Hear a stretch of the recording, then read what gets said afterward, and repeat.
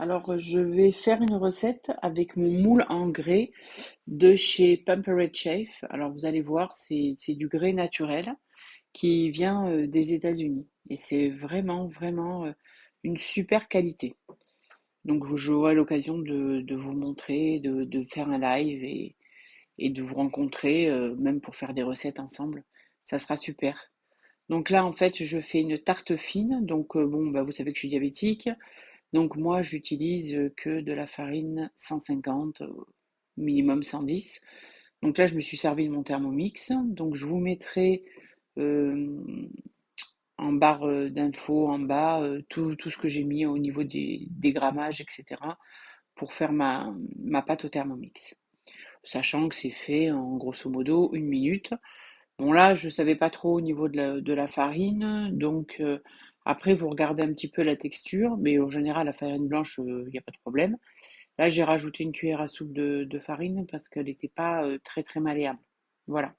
Mais sinon, avec 200 grammes de farine, une cuillère à soupe d'huile, du sel, moi j'ai mis du romarin.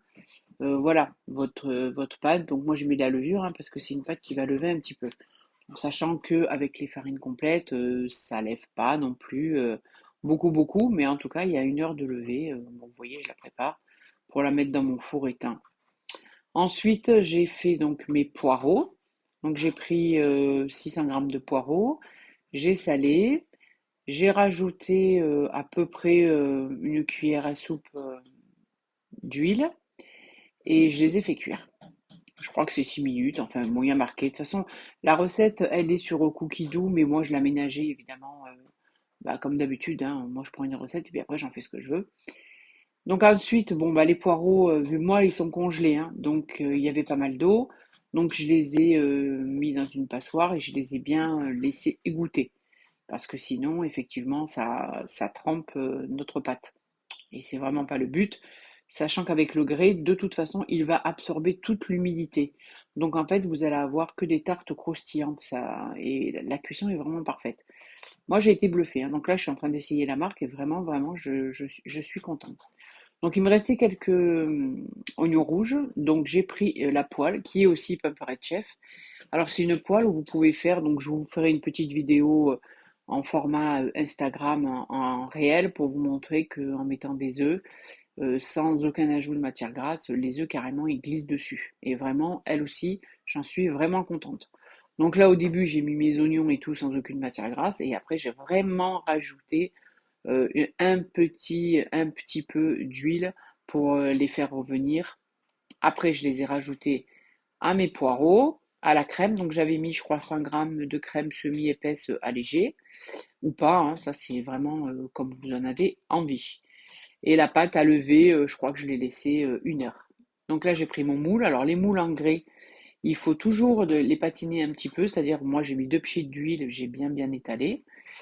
Et l'avantage c'est qu'on va étaler notre pâte dessus avec un rouleau qui est vraiment génial. Donc il y a une partie qui est grande et une partie qui est petite et ça nous permet d'étaler direct dans le moule et de faire pour le coup une pâte très fine.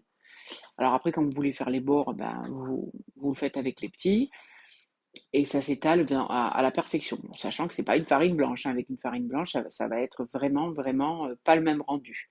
Donc après, j'ai étalé mes poireaux, mes oignons que j'avais fait dans la crème fraîche. Et après, alors, soit vous laissez comme ça, donc la tarte, vous la laissez comme ça, soit moi, j'ai voulu faire plutôt style une tarte rustique, on va dire. Donc effectivement, j'ai remonté un petit peu les bords. Mais là, il n'y a vraiment aucune obligation, vous faites un peu comme vous en avez envie, hein. Si vous la laissez tarte fine comme ça, style flamencuche, là, voilà, c'est très bien aussi, hein, puisque la pâte est ultra fine. Après, j'ai mis quelques petits morceaux de chèvre dessus. Donc il m'en restait pas des masses. Donc j'ai vraiment mis, si vous avez plus de chèvre, vous coupez des petites tranches et vous le mettez dessus. Et moi, il me restait un petit peu de chèvre râpé. Donc j'ai fini avec le chèvre râpé. Après, donc je l'enfourne à environ à moi 200 degrés et je l'ai laissé, je crois, 25 minutes. Voilà. Mais là, c'est pareil, hein, tout dépend de votre four et tout. Bon, moi, il est un peu vieux. Elle est parfaitement grillée. Donc je vous ferai des photos. Et voilà.